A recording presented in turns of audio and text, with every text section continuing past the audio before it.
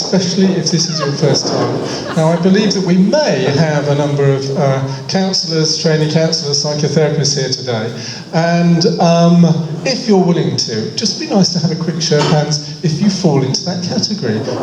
Oh, right, okay, that's very encouraging for our speaker, that's lovely. Very nice to see you. I hope you come back again for some of our other topics. If you are a visitor, and if you haven't had one already, please do grab one of our welcome packs, which has got a personal letter from me to you in it, and some information about Dorset Humanists and what we do. If we need to evacuate the hall, as there are quite a lot of us today, there are 3 exits, one behind me, one just at the main corridor, and one at the back, and we congregate in the car park if we need to. And there are toilets at the end of the main corridor and also at the back of the hall. And we will end the main part of our meeting today at 3:30. Hopefully we'll have a little bit of time for questions and answers, and then you're warmly invited to join us for refreshments in the cafe if you'd like to stay a while and chat. Well, about a year ago we had a talk here about a hostel for the homeless in Boscombe, and one of our members, who is a qualified counsellor, and she's here today, she asked a question whether sex offenders were welcome to stay in the hostel.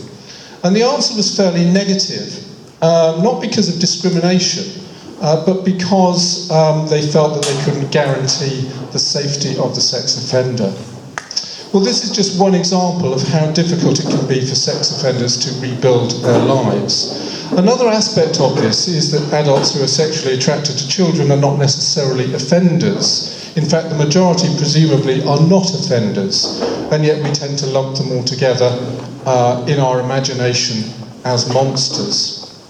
Well, I've been told that Dorset Humanists is quite brave to tackle this subject. Well, maybe we are, but the really brave person here today is Sarah Goode, our speaker, who's done groundbreaking research in this area, and I'm extremely grateful that she's agreed to speak to us today. So will you please give an extremely warm welcome to Sarah Goode.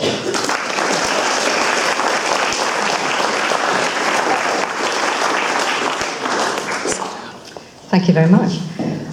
Right, without further ado, we're going to start the presentation. So the first thing I want to say is thank you very much for being here this afternoon. It is quite a difficult and a challenging topic, so I am going to start with a trigger warning. This is something which affects every single one of us in one way or another, and it may have an impact which for you is unexpected. So I'm just saying, just be a little bit careful and gentle with yourself. Some of the information will be quite challenging. There's nothing graphic or anything like that. But I think you will find some of it surprising, and some of it will certainly be controversial.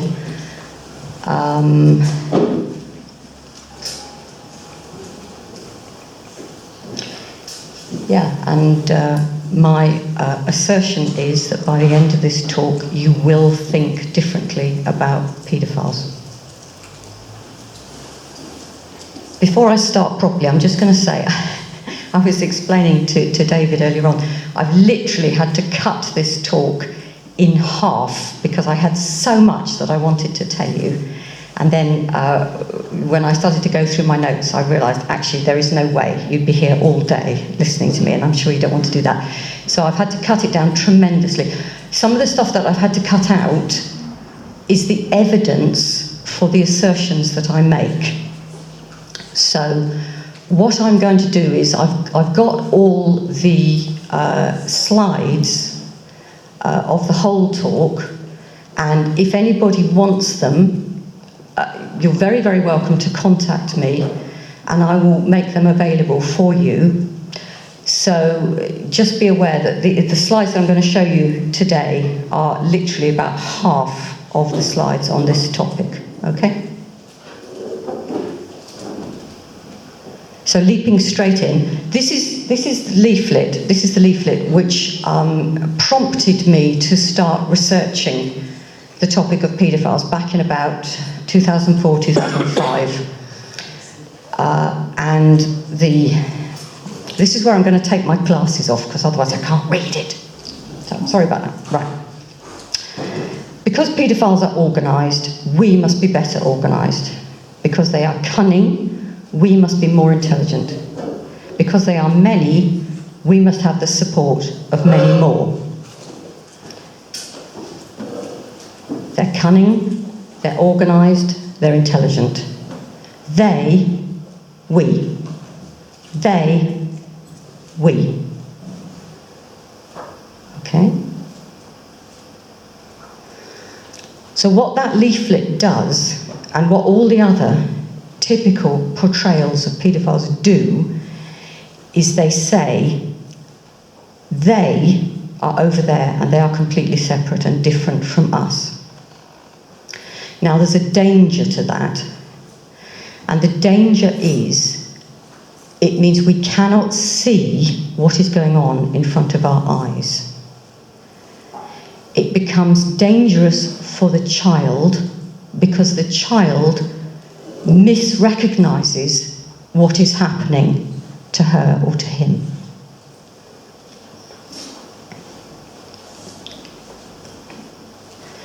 If they don't understand what's happening, they can't ask for help.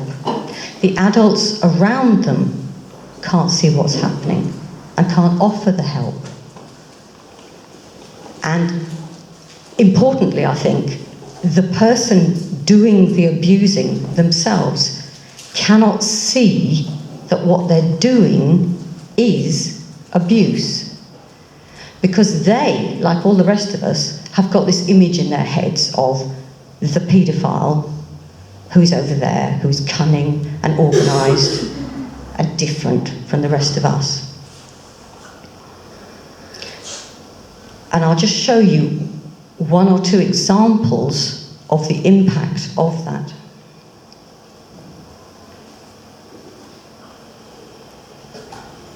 Roger Tooke, some of you may have come across the name of Roger Tooke. He was a very well-known art historian, museum curator, writer. In 2008, Pat Cleary went public about the behaviour of her former husband, Roger Tooke. He was a respected art historian and travel writer who had sexually abused their granddaughters, participated in online discussions about the torture, rape, and murder of young children abroad, and possessed over 100 photographs of the torture of children, in among many other illegal images that he had. Some of Tooke's friends and colleagues attacked her for speaking out.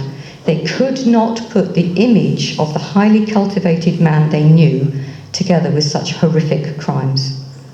After his conviction, when it was proved beyond doubt that he had done these things, one of his female friends wrote reprovingly to Cleary, "We have no right to judge and to destroy a person's life when he wants to live a different life."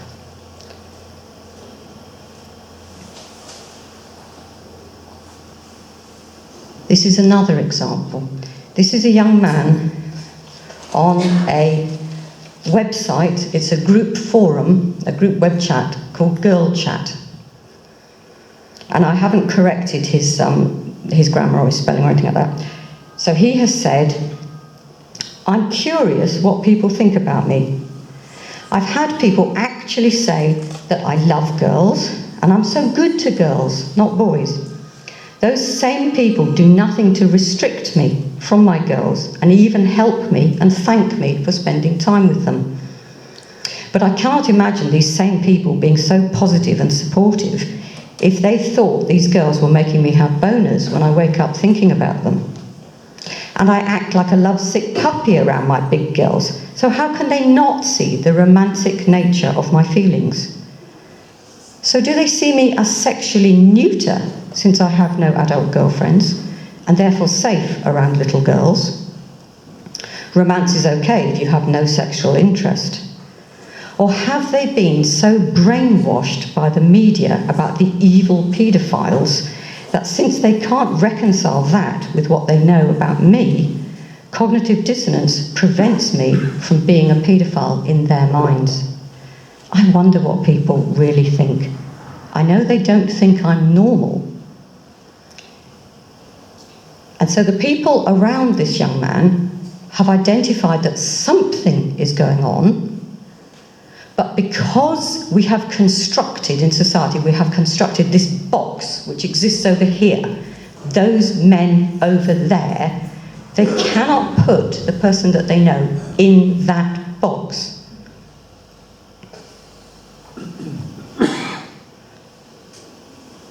I like this one.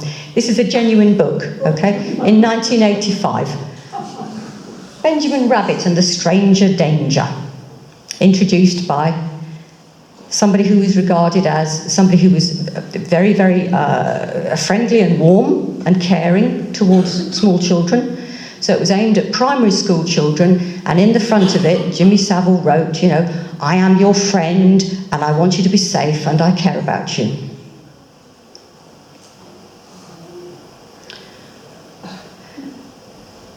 That's one of my favourite photographs. It takes a moment, doesn't it?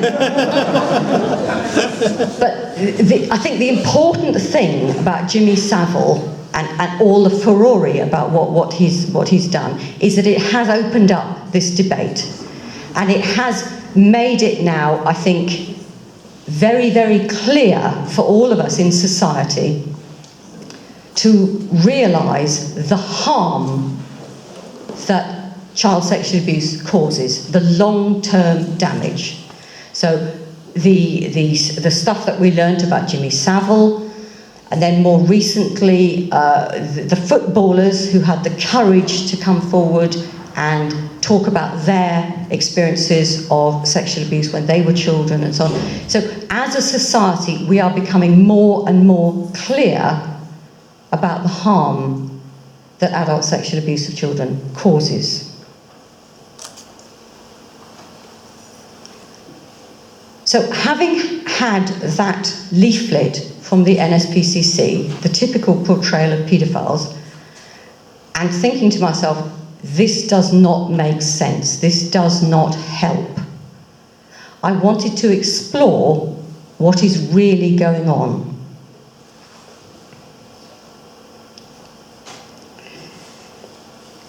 So thinking about adults who are sexually attracted to children, and my initial starting point, if you like, was, how could anyone do that to a child? I don't understand what it can be like to be a person who does that. And I'm a sociologist. As a sociologist, I wanted to understand that. My previous research had been on drug and alcohol dependent mothers, where again, I was asking the question, how could anyone do that to a child? So when you're pregnant, for example, why would you continue to take heroin? So that was what I had done in my doctoral research. And so I was bringing a similar frame of reference to this area. I wanted to understand what is their hidden and stigmatized identity. What does it feel like inside to have that kind of highly stigmatized identity? What does it feel like living in your family, living in your community, having that identity inside yourself?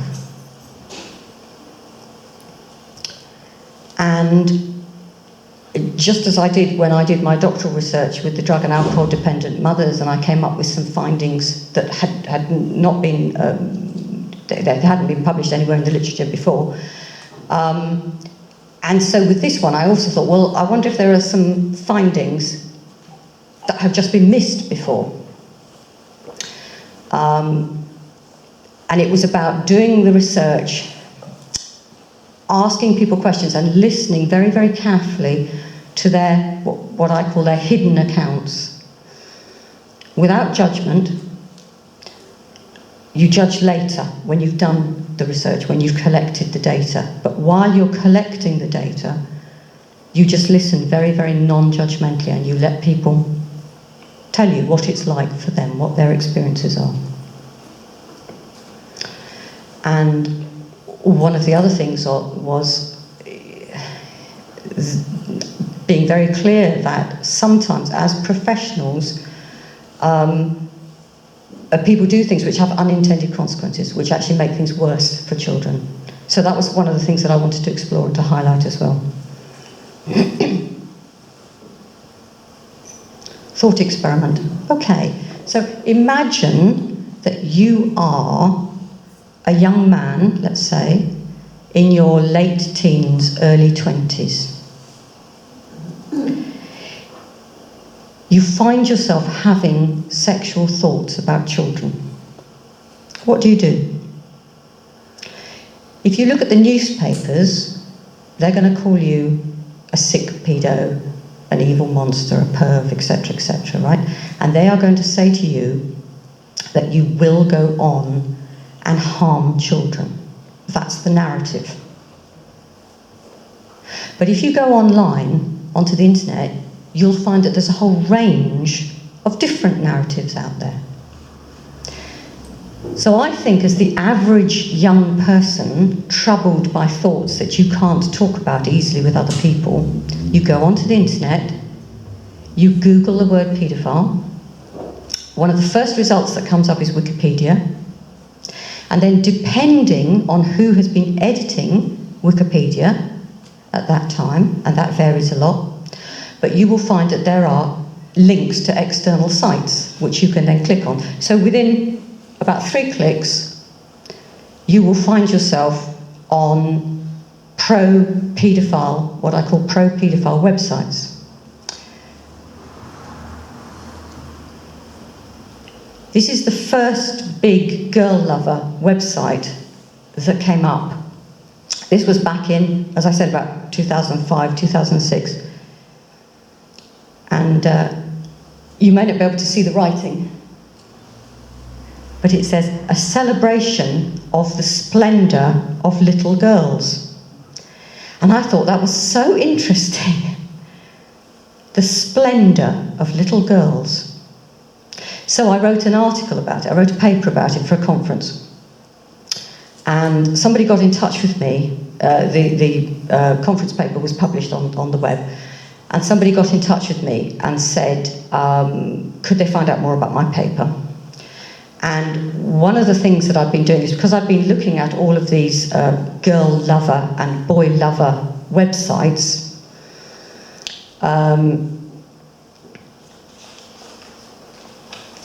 these are some of the bits that I've cut out, so I can't show you.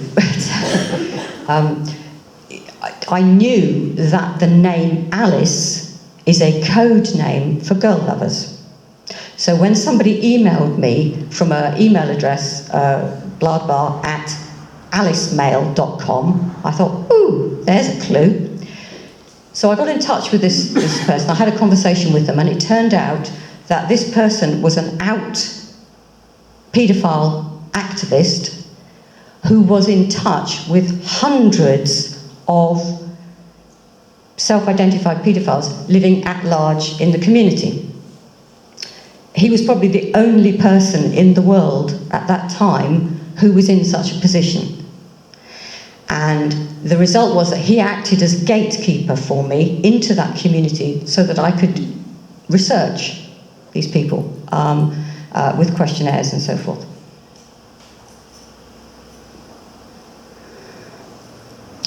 That's an example of the online pro-paedophile community.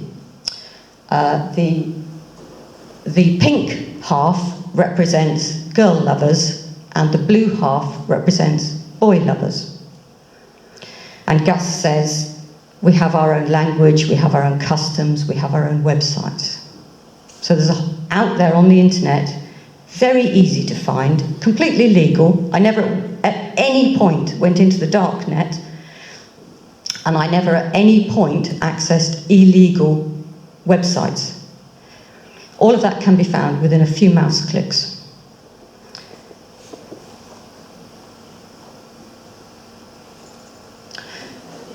So the surprising findings, I think, certainly findings that had not been published in the literature before, but actually when you think about it are perfectly blooming common sense, okay? is that paedophiles are, broadly speaking, just the same as anybody else. And there are many self-identified paedophiles living in the community, not known to any authorities. They're not a different order of beings. All of us are moral agents. We all make choices. Some people make incredibly destructive choices. Some people stay law-abiding for whatever reason, either because they themselves don't want to get into trouble, or because they understand that offending against children harms children. And some people really choose and try to do good in the world. An unknown proportion of paedophiles do not act on their sexual attractions. We cannot know what that proportion is because we don't know what the total population of paedophiles is. So we could never know a hidden thing like how many of that total population are choosing not to act on their sexual attraction. And of course, it's not an either-or thing. Situations change over time as well. So, we're just going to go through some quick basic information on paedophilia. The clinical definition of paedophilia keeps changing again,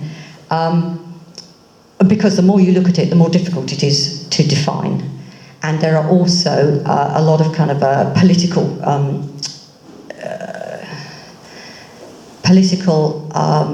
movements, if you like, who are trying to argue that it is not, that paedophilia is not a clinical diagnosis. So I think in the latest edition of the Diagnostic and Statistical Manual, it's actually known as a paedophilic disorder. But essentially, it's somebody over the age of 18, generally, who is sexually attracted, who has intense or recurrent sexual fantasies towards children who are prepubescent or pubescent, and who are 5 years younger than they are, at least. So that's sort of the clinical definition. It's also generally regarded as what they call a paraphilia, which is like a sort of a sexual fetish, okay? And the vast majority of paraphilias are hugely more common in men than they are in women. So that's kind of why when I talk about paedophiles, I'm really talking about men, almost exclusively. There are some women who would fall into the clinical definition, but broadly speaking, when we're talking about paedophilia, we are talking about something which is about male sexuality. So, how many paedophiles are there? It's almost impossible to know, and the research has not been done.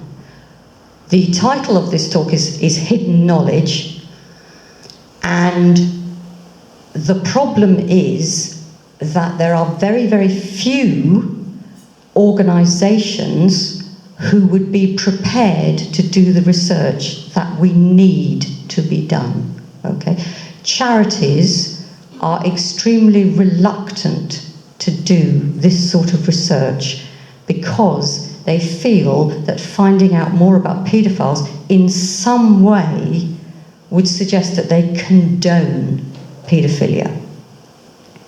So it has been extremely difficult to find people who will endorse the basic research that we need to do, which means that child protection charities, government organisations, etc., are fighting in the dark against child sexual abuse because they don't know the answer to the basic question: how many people in society feel a sexual attraction towards children?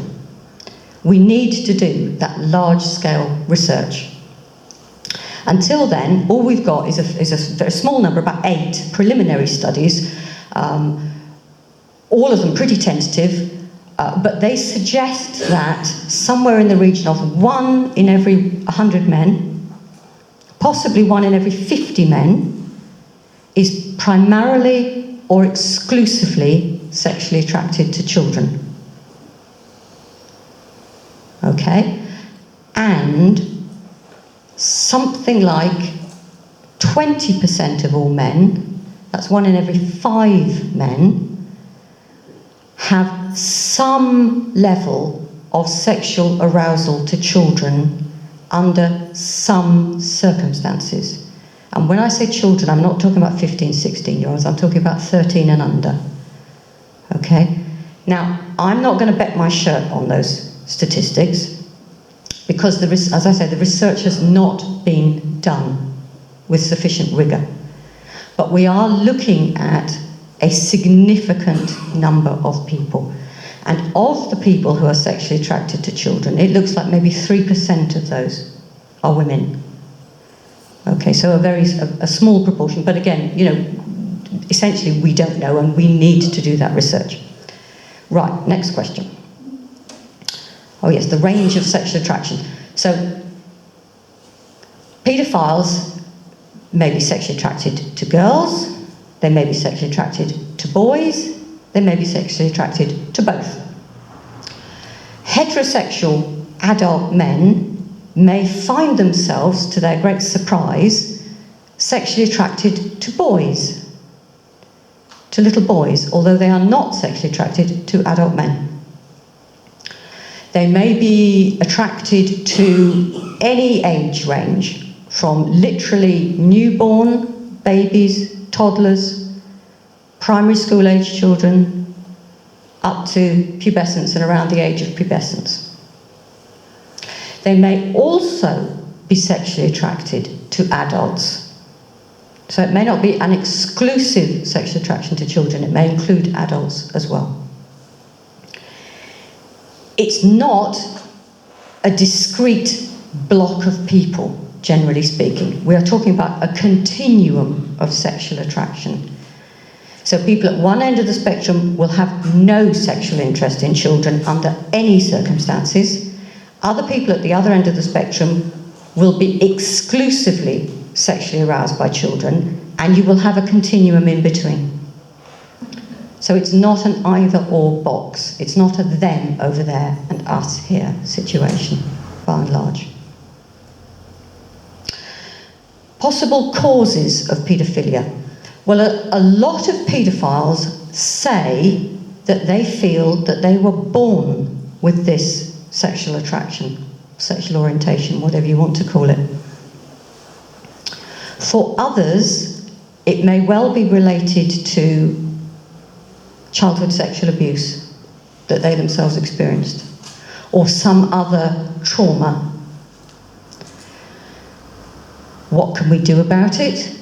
Clearly, if it's related to early trauma and they have therapy, they may go into therapy as a paedophile, have therapy, and come out as an ex-paedophile or a non-paedophile. Whereas for the people who feel that they were born with this sexual condition, sexual orientation, whatever you want to call it, they can have as much therapy as they like. It isn't going to change their sexual attraction towards children. But what therapy and counselling will do is it will help them to manage the situation and to live safely and successfully with that sexual orientation. So having talked about basic information about paedophilia, I just want to move on to talk about some basic stats on child sexual abuse. This is the latest information that we've got. It's a report from the NSPCC, 2015-2016. So almost 38,000 recorded offences against children just in England. This is not Britain, this is just England, in that 1 year. I think it was 37,700, something like that.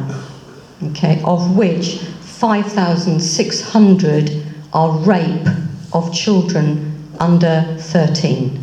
So each week in England, on average, you are talking about over 100 children aged 0 to 12 who are raped.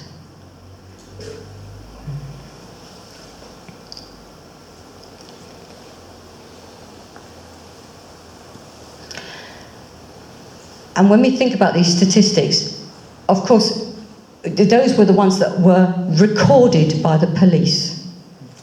And a lot, we can't know, but a lot of sexual abuse, as we know, goes unrecorded. So we're probably talking actually about closer to 150 or more children aged 0 to 12 who are being raped each week just in England. And what's the situation that's going on for that child in order for such a situation to occur? For the vast majority of children, of course, they're not, it's not the random stranger in the dirty raincoat and the packet of sweets who takes them into the back of his white van or whatever. It is typically, well, it's almost certainly, in over 90% of cases, it's people that are known to them, very often family members, people that they know very well. Well, what does that feel like for the child? What has happened in that child's life to allow that situation to occur and possibly to continue for years?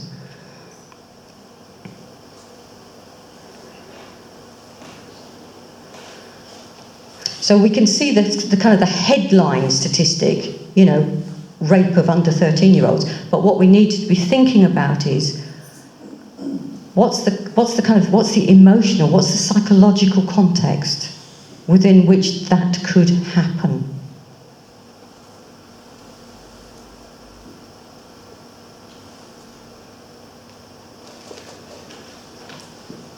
Wait 1 second.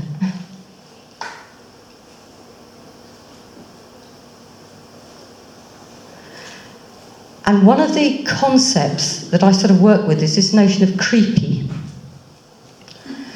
Because I think when we talk about child sexual abuse, we kind of often, we're talking about, we think about the extreme end, we think about the force, the physical harm perhaps.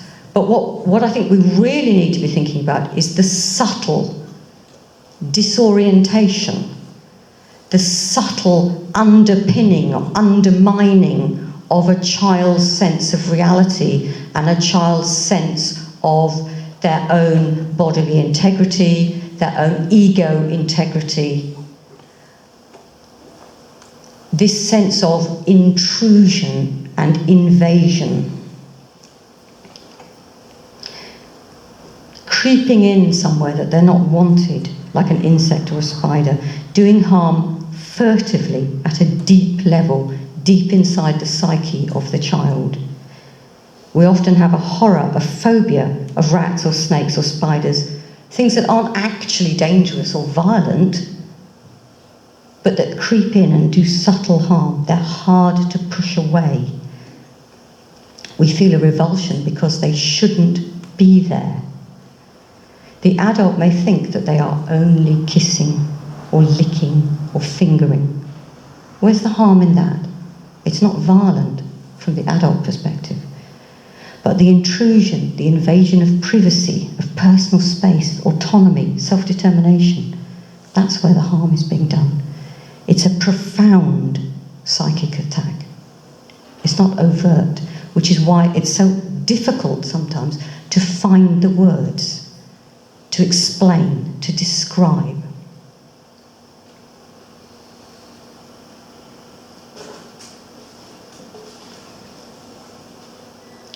So this is an example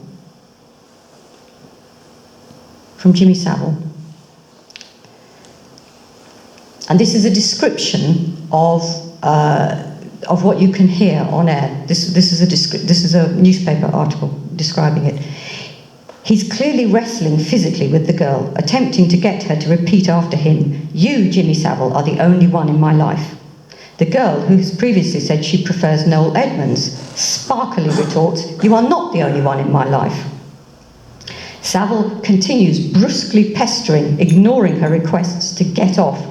You can hear a girl struggling to hold on to her dignity.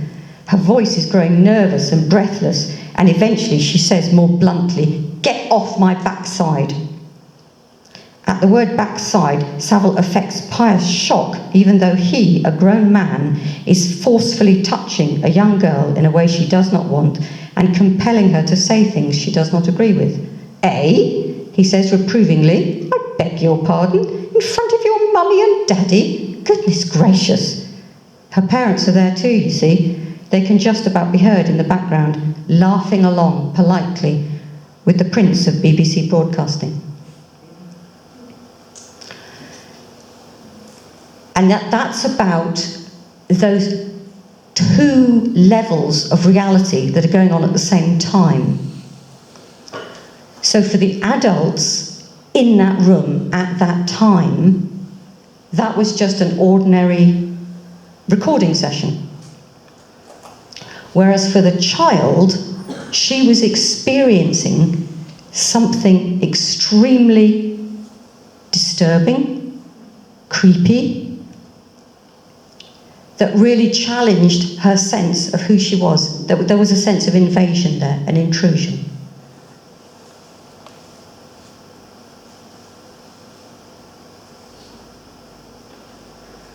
And a key point that I want to argue is that child sexual abuse or adult sexual contact with a child is not wrong because it's illegal or because it's culturally disapproved of. It's intrinsically wrong. And I've had to cut out vast amounts of information that I wanted to share with you about this issue, but this is the assertion that I'm making. The harm caused to children by adult sexual contact with children is not dependent on the social context.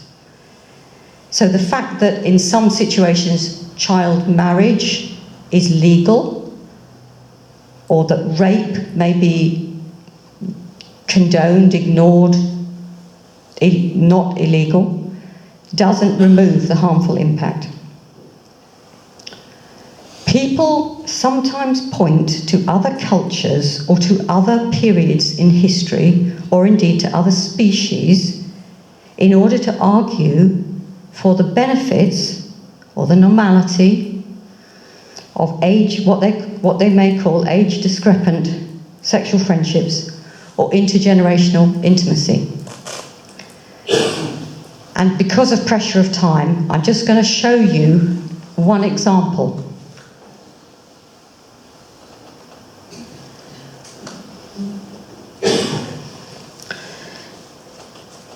This is from a letter published in The Guardian back in 1997 in relation to a book which had been published that year called Dares to Speak: Historical and Contemporary Perspectives on Boy Love. And Peter Tatchell says that the book offers a rational, informed perspective on sexual relations between younger and older people. And the book documents examples of societies where consenting intergenerational sex is considered normal, beneficial, and enjoyable by young and old alike. He then takes one specific example out of the book, one chapter. Professor Gilbert Hurt points to the Sambia tribe of Papua New Guinea, where all young boys have sex with older warriors as part of their initiation into manhood.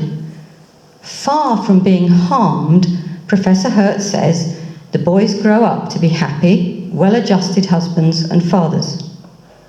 The positive nature of some child-adult sexual relationships is not confined to non-Western cultures. Several of my friends, gay and straight, male and female, had sex with adults from the ages of 9 to 13. None feel they were abused. All say it was their conscious choice and gave them great joy. While it may be impossible to condone paedophilia, it is time society acknowledged the truth that not all sex involving children is unwanted, abusive, and harmful.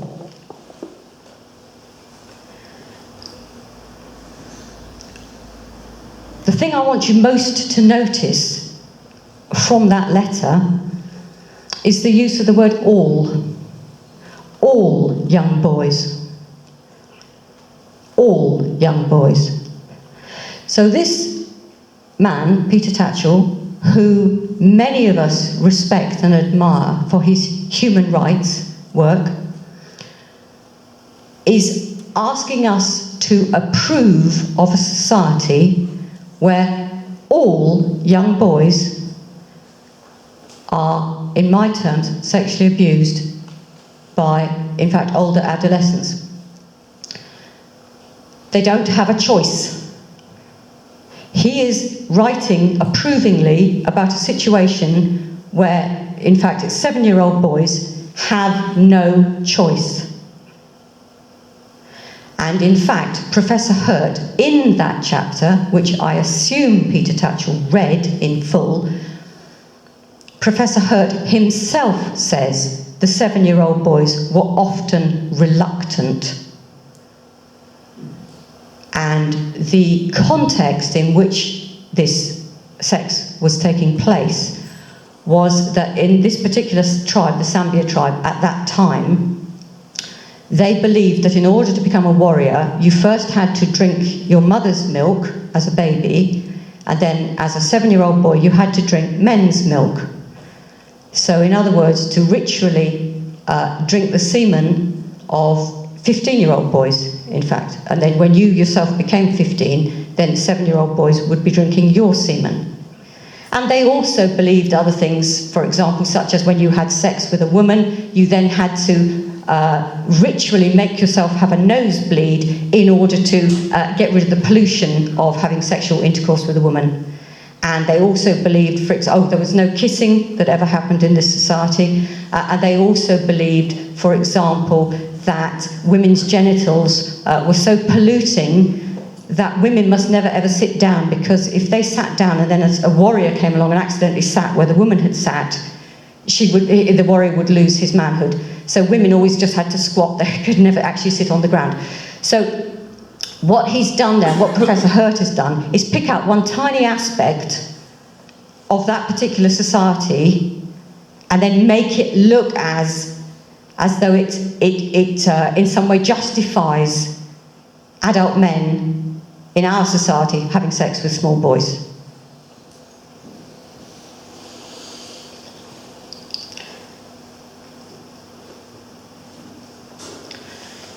And there are many, many such examples. So I've used Peter Tatchell there, and of course the other dates that were on there, 2012 and 2017, are when he's published, not exactly retractions on his website, but where he's kind of said, oh, I didn't actually mean that,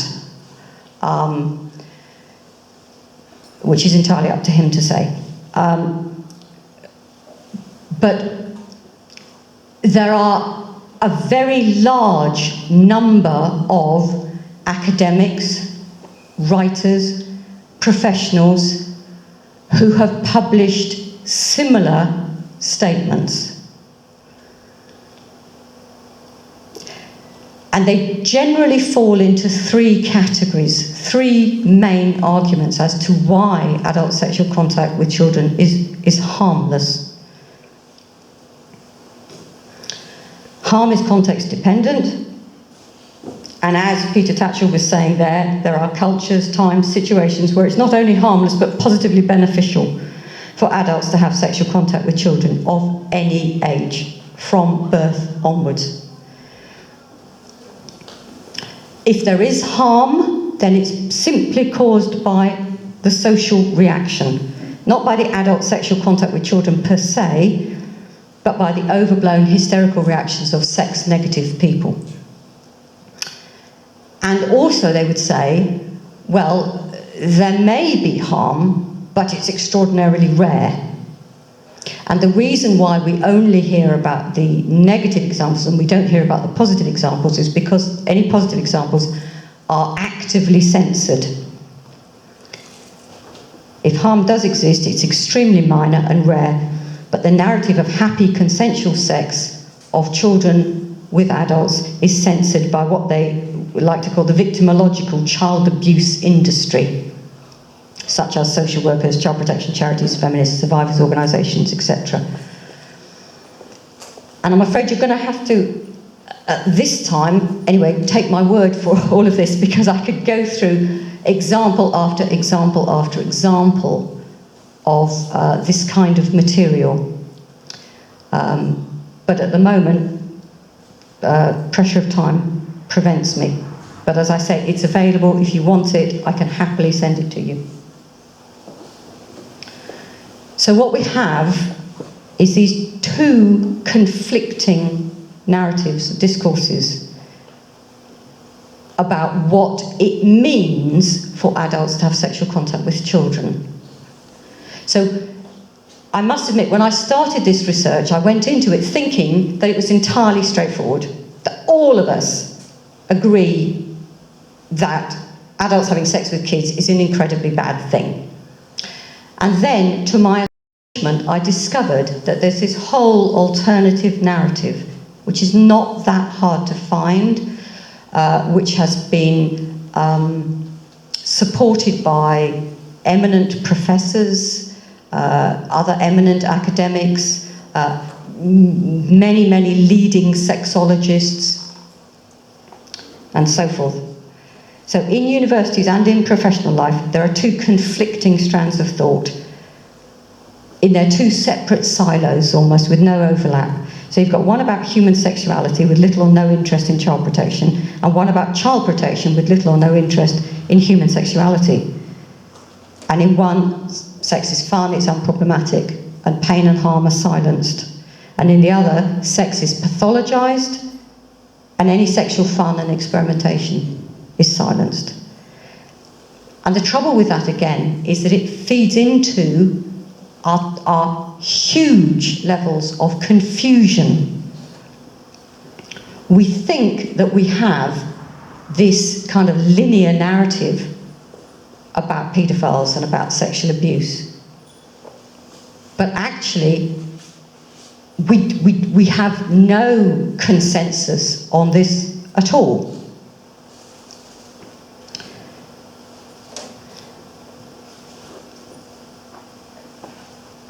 So when we think about paedophiles, we're trying to make sense of their experience through these two different frames of reference. And the top one I've called the Kinsey-based frame of reference, because if I'd had time, I would have gone through the quotes, and there are many, many quotes from Alfred Kinsey's two key works, Sexual Behaviour in the Human Male and Sexual Behaviour in the Human Female.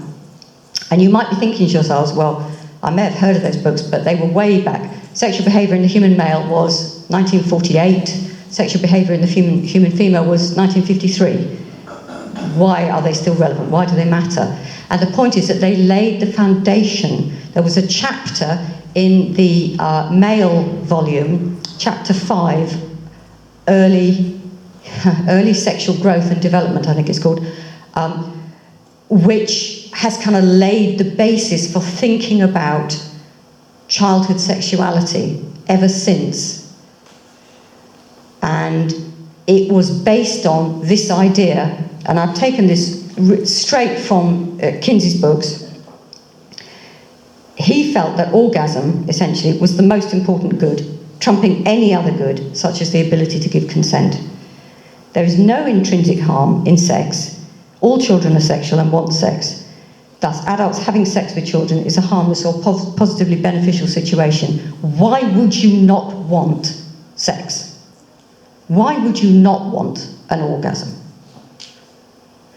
In his book, Sexual Behaviour in the Human Male, he has one reference to rape. And that reference is to hysterical females making false allegations of child sexual abuse by older men. In this entire, I think it's 800-page volume, which is supposed to be about male sexuality, one reference to rape, and that's to false allegations. And in his volume on female sexuality, he has 3 references to rape.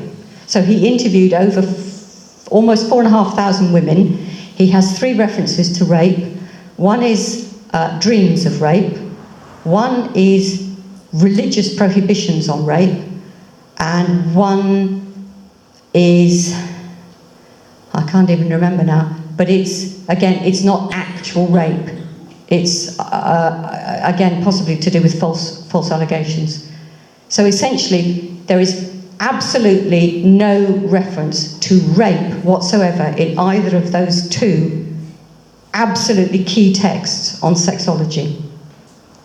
Because he didn't believe that rape existed. Because he didn't believe that there would be such a thing as not giving consent. Consent for him was a non-concept. So since Kinsey, since the 1970s, we have developed this child protection-based frame of reference that tells us that sex is good only when it's consensual, when both parties are equal, as far as that can occur, are well-informed and developmentally ready. Thus, adults having sex with children is intrinsically harmful, as those conditions can never be met in that situation. So if we're confused as a society, which I argue we are, and if we have those 2 very, very conflicting narratives about what sex is and what sex means, then no wonder we're confused about how to respond to paedophiles or how to respond to child sex abusers. So think back again, as I said to you earlier on in the talk, about the thought experiment. Imagine that you are, for example, a 17-year-old young man worried about your sexual thoughts about children and how you should respond to those sexual thoughts.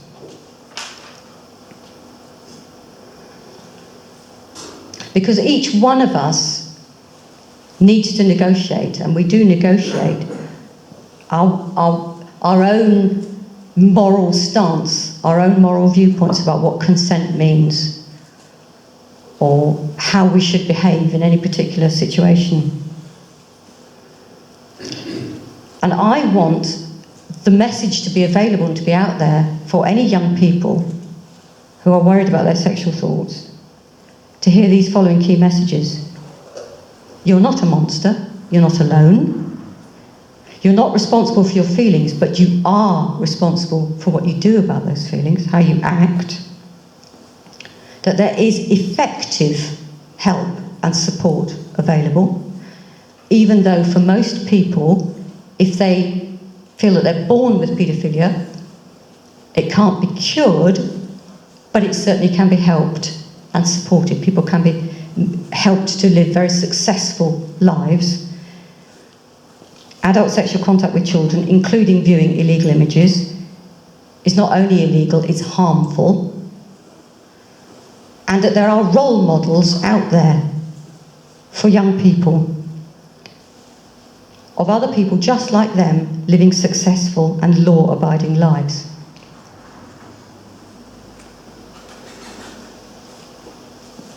So the key thing to do as teenagers grow up, realise their sexual attraction to children, and try and work out how they're going to respond to that, what they're going to do. The key thing that we need to do is to make sure that that first offence never happens.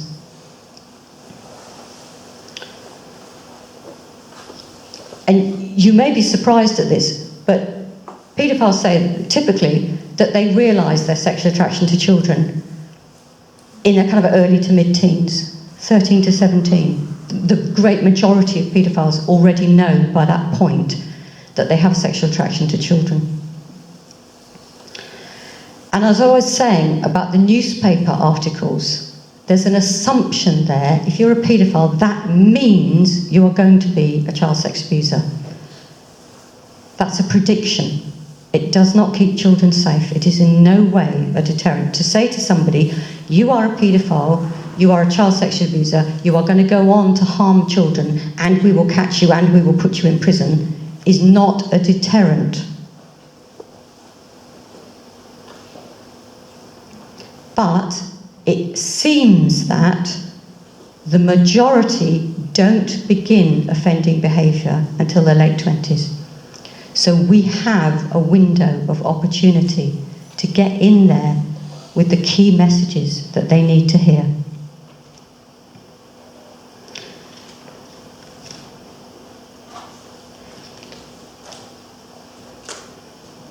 I like this quote. Most paedophiles lead a terrible life. They can't tell anybody about their feelings. They have to fake interest in adults. Many live in social isolation, which leads to weirdness. And now that we have the internet, paedophiles are beginning to discover they don't have to live in isolation. They may feel intensely isolated and alone in their families and in their communities, but online they can meet up with hundreds of other like-minded people. And that can be a good thing or a bad thing. It depends on the messages that they are hearing. And there are some good organisations out there now. There's an organisation called VERPED, which stands for Virtuous Paedophiles. And it's an online organisation set up by and for paedophiles to help people stay law-abiding. And paedophiles, just like anybody else, will use Facebook, they'll use Twitter, they'll use other social media. So this is a thing that's been happening in the last couple of weeks that I wanted to tell you about. This is an article that The Sun published on the 12th of December. Twitter blasted by MPs for allowing perverts to share their vile fantasies online because it's not illegal. The Sun's investigation discovered hundreds of anonymous profiles of men discussing their sick craving for children on the platform. And the Sun was so horrified by this that they published a second article on the same day. Twitter pedo boasts, "I volunteered to work with kids, should be fun." Online, the Sun's investigation found the perv is one of hundreds of Twitter users that use the site to boast of their sick cravings for children. The social media perverts use terms such as non-offending to allow others to know that they're not actively pursuing children. The Sun was so angry about these profiles on Twitter that they got MPs to complain to Twitter about it. And one second, this is another file, another thing that I deleted. Labour MP Yvette Cooper said this is very, very disturbing, and a Tory MP, Andrew Budgen, also said this is extremely disturbing, we need to close down those Twitter accounts and so on. And I just want to show you some examples of what they were talking about.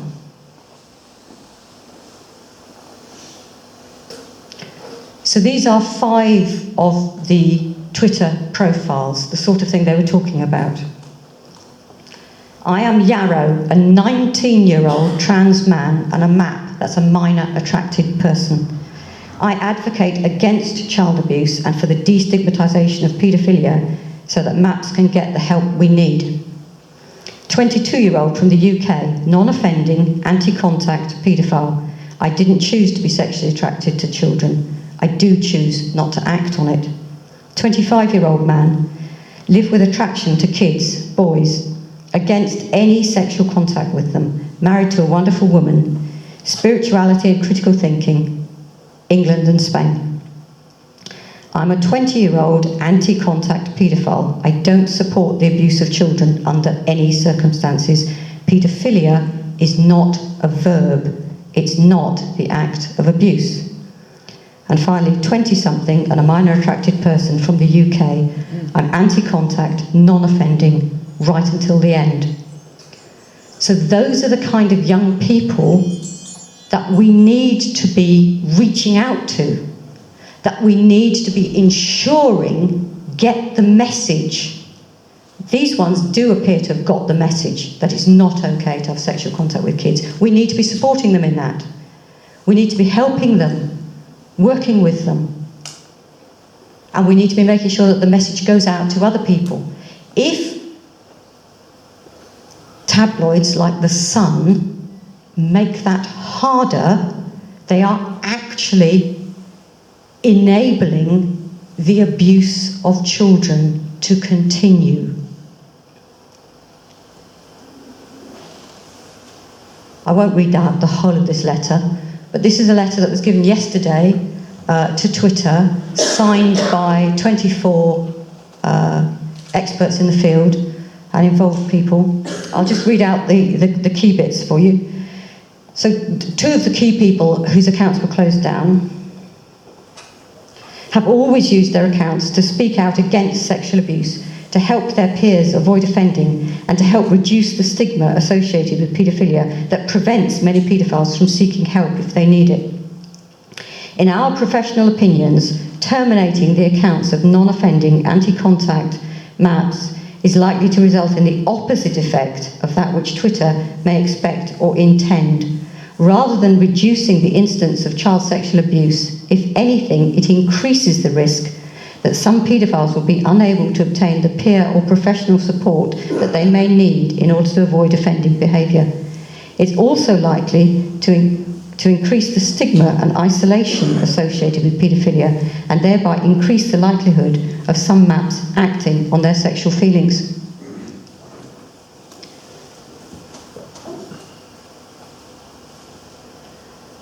And I'm just going to close with a couple more slides, if I may. So this is a guy that I came across in my research, and he says, I'm hardly unique in the world, and there's lots of people like me who have never, and certainly will never, have any level of sexual contact with children, even though we have an attraction to them. People with this attraction have created their own personal safe environment in which children can enter and leave without any danger whatsoever. Speaking to people with personal and practical experience in doing this should surely be the first port of call for society, and not people who are sitting in prison as proof only that they couldn't. In other words, let's not, as we have been doing up until now, research the clinical samples of paedophiles and the prison samples of sex offenders and so forth. We need to be going out to particularly the young people now and asking them, how are you managing this? How are you managing in a sex-saturated society to avoid the sex that you want? How are you managing to be virtuous, if you like, in a society which says, if you want it, do it? Those are the people that we should be learning from. And finally, last slide.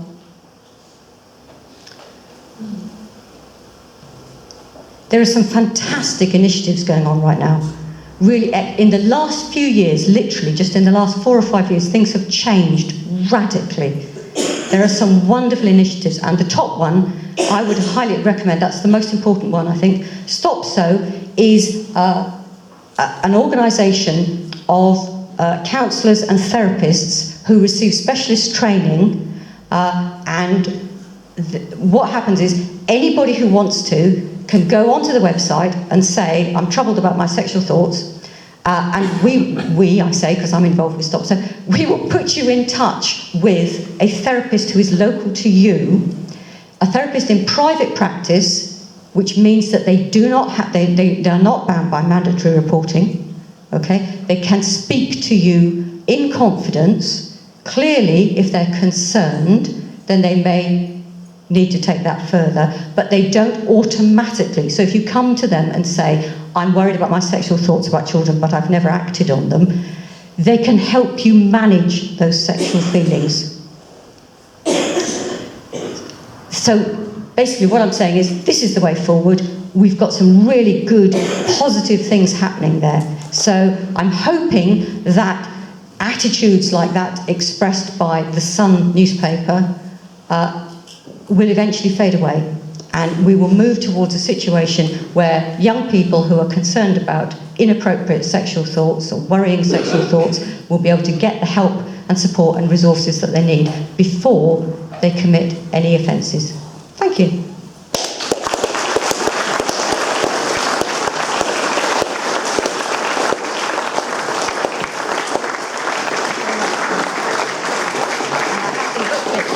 I have some booklets here for you. So if you're interested, there's some booklets, there's some cards for Stop So. And there you are, and come up and oh, we're going to have some questions now, aren't we? We are, yeah. If people want to ask questions in a public setting.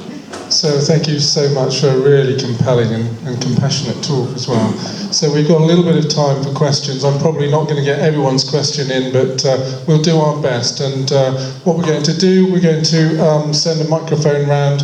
And when you get the microphone, just hold it the way I'm holding it now. Don't gesticulate with it, otherwise we won't hear you. So, okay, we've got some hands up already. So go to Dave first, and Paul, and then Angela, and then in the front here.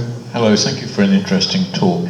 On the news I heard today that the police are cracking down on so-called paedophile hunters. Oh. Because there are so many now coming along on the web. Just wondered if you had any feelings of these groups. Okay. I do, and I've been in touch with a couple of the paedophile hunter organisations, if you like. My feeling basically is that I think that what they're doing is a very good thing very often.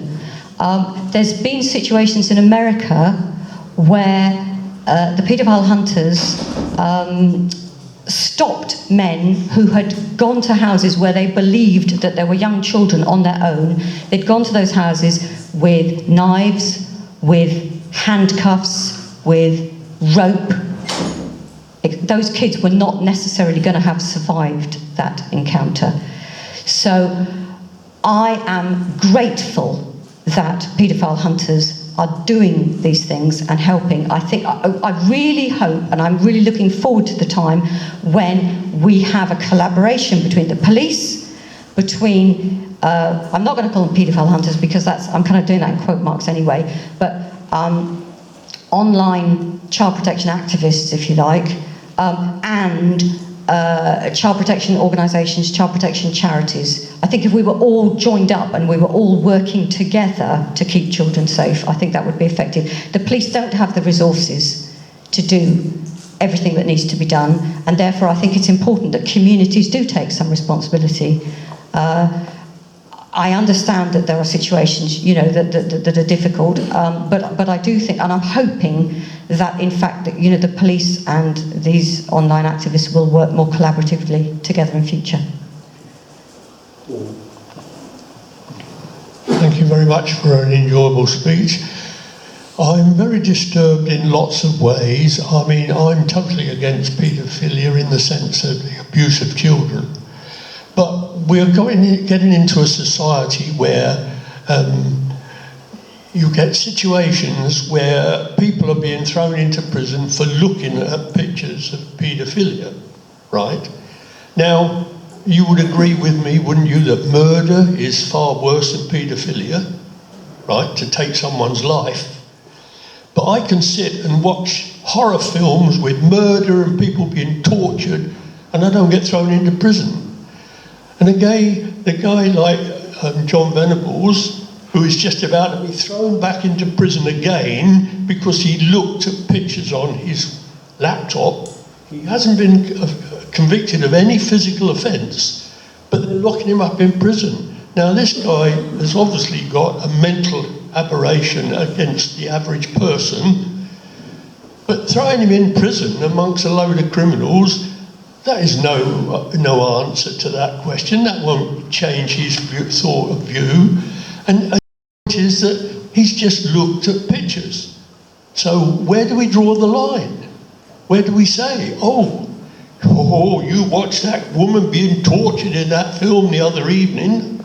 I watched a film a week or so ago where a guy Okay, Paul, let Sarah respond. I think she's got the message there. Thank you. Okay, you've raised a lot of points there, and I think I'm just going to address a few. When somebody looks at illegal images of children online, what they're looking at is photographs or video of real children being really harmed. And those children would often would not have been in that situation of being harmed if there was not a demand from people to look at those images. So that's one reason. That's why we have to take it extremely seriously. The other thing that you said was that if you would just chuck somebody in prison, we don't change their thoughts. And I absolutely agree with you.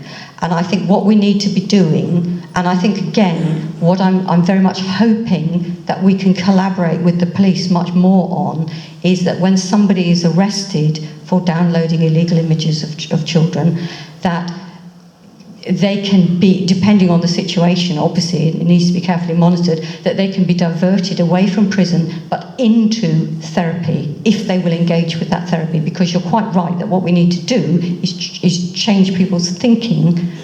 And I think the third point that I want to make on the issue of illegal images is that, again, I mean, most of us in the room, and I don't want to kind of be too sort of stereotypical about this, but we are a generation where we were not brought up with internet pornography.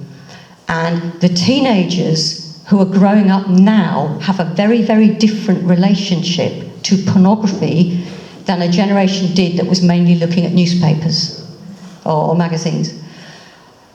Now you can live stream extreme videos very, very easily.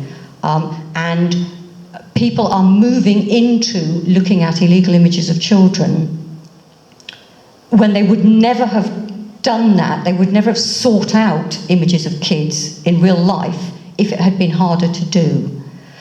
So again, people who would never self-define as paedophiles, people whose primary attraction is not to children, it's to adults, but they end up looking at extreme images of children. And again, this is where we need to be making sure that they're aware of the harm that's caused and the fact that there is help available. Pornography can be an addiction, just as harmful as any other addiction, and we need to be recognising that and providing help for that as well. Angela next. Thank you. Sorry, I don't need to stand up, do I? No. Doesn't make much difference in my case.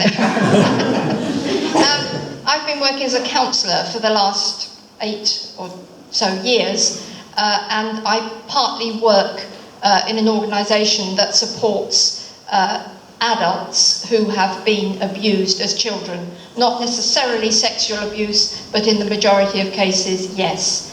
And progressively, I have got more and more concerned that in our society, and really this is what you're giving us some potential answers to today, I've got more and more concerned that we're dealing with mopping up the accidents, or, like the road accidents, and not doing anything to prevent them happening. And that we're just, going along with the male and the sun, and these are monsters and whatever. So I'm very, very grateful for your talk this afternoon. I would also just like to say that I'm not sure in this area where we would direct the young people that you've just been talking about. So I would love that there was more local support here for that sort of work. And may I also just say that out on the table there, if anybody feels they are personally affected by abuse of children in the past, and that they are now adults and it has affected them or anybody they know among their friends and family, please to feel free to get in touch with this organisation based in Poole, Bournemouth, called Hurting to Healing. It used to be called Dorset Action on Abuse until very recently, so it's a bit confusing, but remember one of those names, Dorset Action on Abuse or Hurting to Healing. You'll find them in the phone book, or ask me if you want the phone number, and these leaflets aren't there anymore. So don't go on suffering inside. I have clients at Hurting to Healing who are in their 60s. I have had clients of 80 who are still really, really suffering and their lives being completely traumatised by things that happened to them when they were 7, 8, 11, 13. And we just hope that things can improve. But I am absolutely 100% with you in that we're not going to get anywhere with any of this until we look at the plight, and it is a plight, of people who find that attraction inside themselves. Thank you. Yes, we'll come to... Oh, just to say, I agree with what Angela's just said. I work in the field of sexual harm in social care, so I'm often dealing with the families of the offenders, and of course it affects them dreadfully as well. Yes. Just to say that Stop It Now is in England, and they have a free confidential helpline that anybody can ring who's having sexual, having those feelings, and that's what I would recommend. Also, circles of support and accountability are, especially in the southwest, will also be really helpful to anybody. Again, free confidential helpline. That's what I recommend to any person that tells me they've had sexual thoughts about children or are convicted of doing so. Yes, good point. Circles Southwest is very active. Yes, No, Stop It Now is in the UK, it's in Ireland, it's in the Netherlands, it's all over the place, yeah.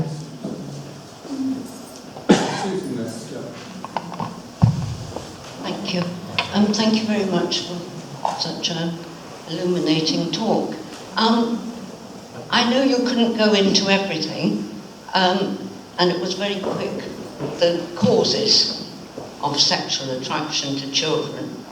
And I know you said that it can be because of childhood trauma, which is what I have always believed. What I find puzzling is that you say, some people say that they're born that way. I find that very hard to believe. I'm interested to know what you think. Good, thank you. Yes. One of the bits that I had to exclude from the talk, but there's some very interesting research that's been conducted by a guy called Dr. James Cantor in Toronto. And what he's been doing is measuring, doing brain scans and measuring the amount of white matter in brains. And the white matter is the fatty tissue that connects the neurons together. So he has found a statistical difference in the white matter of paedophiles and non-paedophiles.